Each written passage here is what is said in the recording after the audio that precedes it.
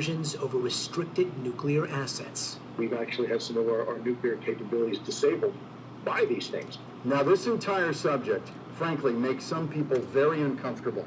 It challenges everything we think we know, and for others, it's incredibly exhilarating to entertain the endless possibilities of what might be going on. Now, I was saying back then to you, and we were discussing, the new question was going to be, are they visiting here? And here we are. Yeah, they visiting here. But yeah, let me pull this other precept.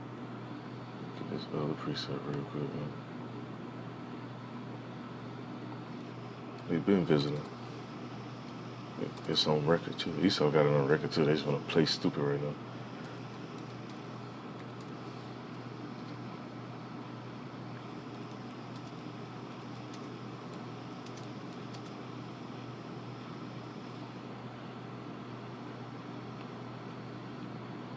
It's in the book of Proverbs, chapter 15, verse 3. It says, the eyes of the Lord are in every place, observing the evil and the good. That's why they sent that ship passing by, that Dragon SpaceX ship.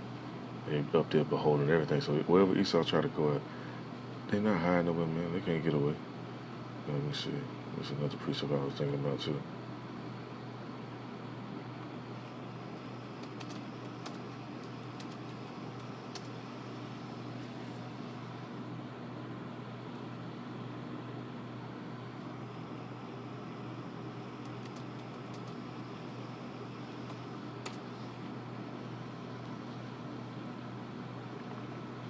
In the book of 2 Chronicles, chapter 16, verse 9, it says, for the eyes of the Lord run to and fro. Now, when you think about this, this is parabolic.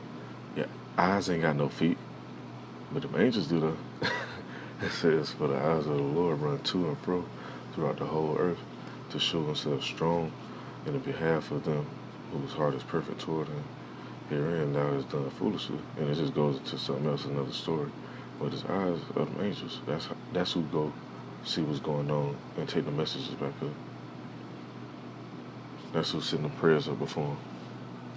That's who deliver people from destruction and make sure destruction fall upon certain people.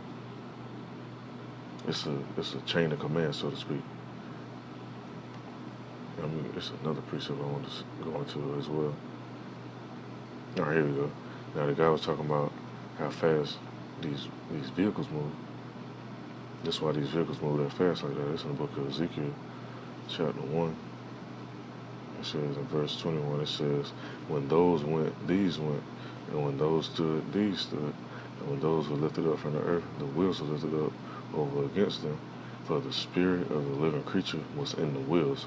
And if so, a vehicle got a spirit in it, you can't really top that with no gasoline ran vehicle. No fuel ran vehicle, I should say, or no solar powered vehicle, because it's spiritual. 10 years later from our first interview, and that's precisely where we're at. Let me show incredible. Some of these things, Jeremy, are doing things that high-level military people say are otherworldly. Right, it's heavenly. It ain't just otherworldly. Let me read this one more time. That's in the book of Ezekiel, chapter 1, verse 21. It says, when those went, these went. And when those stood, these stood. And when those were lifted up from the earth, the wheels were lifted up over against them. For the spirit of the living creature was in the wheels. I'm going to pull another precept too as well. And the creatures are talking about is the actual angels. Now that's another one where it said they return, they move like lightning basically. Okay, here you go. This is verse 14. It says, still in Ezekiel chapter 1, it says, and the living creatures ran and returned as the appearance of a flash of lightning. So if they can move like lightning, and they're making the vehicles move like lightning, this explains exactly what they've been seeing right here. But what Esau gonna try to do? Be proud and say it's some aliens, or they've been up on Mars and shit, talking to green men with big heads and getting technology and shit. That's how they like to play, just to throw off people and try to draw them away from the scriptures. What in the world is that? And I've seen something like this personally up here where I said this exact image right here that they're showing, and they come in different colors, forms, shapes, because they spiritual vehicles. They can do that. They could not explain it. The laugh factor is going away because we are having direct contact and interactions. Our military is, as well as there's an increase in uptick in sightings and in mass sighting.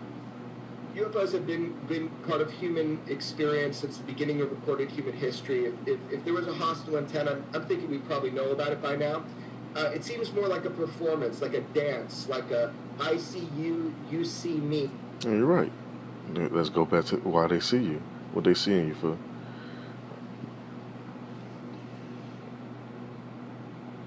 It's the book of Proverbs, chapter 15, verse 3 again. It says, the eyes of the Lord are in every place, beholding the good and the evil. Or beholding the evil and the good. That's why they do that. That's why they pop up like that. And they also pop up in different places to make stuff happen as well. Like how the guy was talking about, let me run it back just a little bit, speaking on how they was flying over nuclear facilities and all that stuff. Just to show Esau, they really, even though they have all this power and this arsenal, they're not really in control. These things are 50 feet away from the cockpit. But he says most alarming are incursions over restricted nuclear assets. We've actually had some of our nuclear capabilities disabled by these things. So who in control?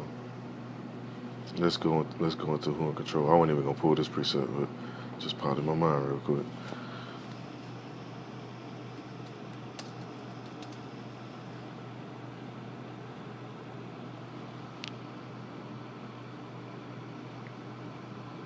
It's in the book of Job. Let's read on down. It's in chapter 36.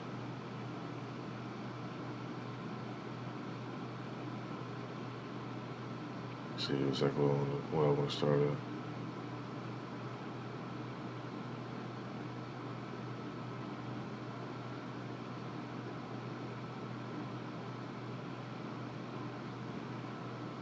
Okay, here we go right here. It's in the book of Ezekiel chapter 36, verse 26. It says, behold, God is great, and we know him not. Neither can the number of his years be searched out. Can't nobody say how old the Most High is.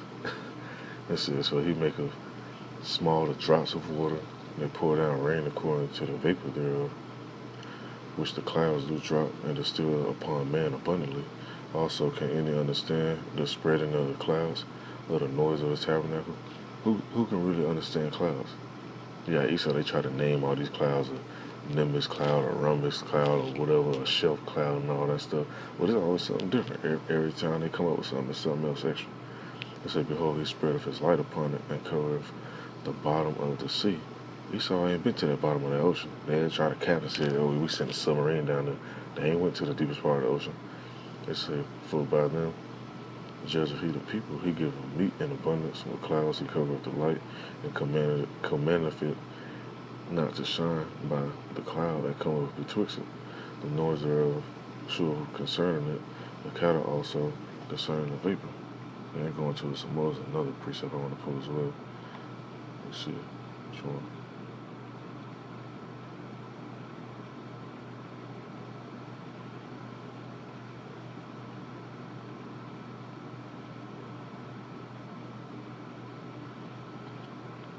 This is in the book of Job, chapter 37, verse 10. It says, oh, hold on, better yet, I'm gonna go to verse 9. It says, out of the south cometh the whirlwind, and cold out of the north. By the breath of Yahweh frost is given, and the breath of the waters is straightened. And by water he weareth the thick cloud, he scattereth his bright cloud, and it is turned round about by his counsels, that they may do whatsoever he commandeth them upon the face of the whole of the world and the earth. So if he doing all this, man, best believe he's sending the angels to go show Esau they ain't running shit down here as much as they be doing all this nonsense down here. That's why the book of Job say the earth is given into the hand of the wicked. They ain't just take this with their own strength. They don't even have the mind capacity to really do stuff like that. They barely could be in the sun like that. So you know they was given the earth just for a period of time now. Alright, let me see, let me go down some more. In the book of Job still, it says in chapter 37.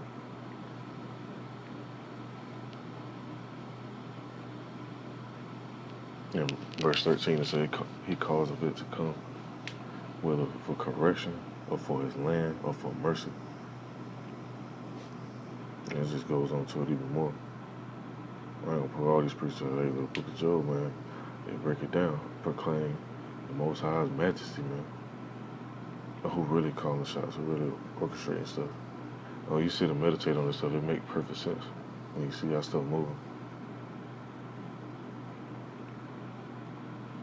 We probably know about it by now. It seems more like a performance, like a dance, like a I see you, you see me. Have any targets up here? We just had something go right over the top of us that, I hate to say this, looked like a long cylindrical object that almost looked like a cruise missile type of thing moving really fast that went right over the top of us. Now that was the American airline pilot encounter, but with... Yeah, what did he say it looked like? Let's run that back one more time. What did he say it looked like? Cruise missile type of thing moving really fast that went right over the top of us. Say a long cylindrical. Now, what's another shape of how the chariots look as well? Because the book of Ezekiel describes them, but the book of Zechariah describes them as well.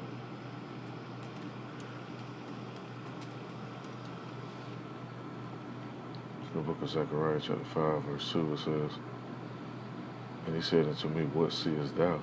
And I answered, I see a flying roll. The length thereof is 20 cubits, and the breadth thereof 10 cubits." So they see the same stuff Zechariah was seeing back then, the same stuff making itself visible right now, whether you want to believe it or not. And it's going to get to the point, you're just going to walk outside one day and a chariot's just going to be sitting over the city and they're going to be broadcasting that shit on the news. Now that was the American airline pilot encounter, but when the pilots encounter this stuff, far from dismissing it, they are just, as aeronautical folks, they look at it and say, that is amazing. What is that? And you get a lot of that in some of these descriptions. We're not saying aliens are visiting. We're just saying there is stuff out there that credible people, Defense Department people, Navy pilots, commercial pilots are seeing that simply at this point cannot be explained. See, if you pick your book up and dust it off and read it, it can be explained though. But everybody ain't gonna do that though. So I ain't gonna let the rest of this video play. Let me just put a few more precepts and end this off.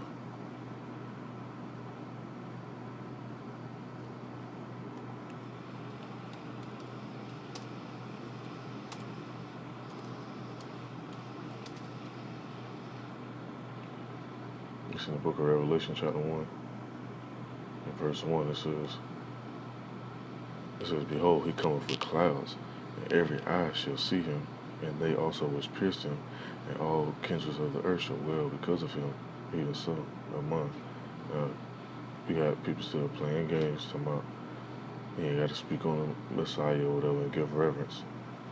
Those people are what you would call antichrist or anti-Hamashiach, because it always was a mediator, even during the time of the Exodus. How people had a problem with it being a mediator then they told Moses that they wanted to meet the Most High, and then when it was time to go see him, they told Moses, no, you go up, we don't want to go meet him.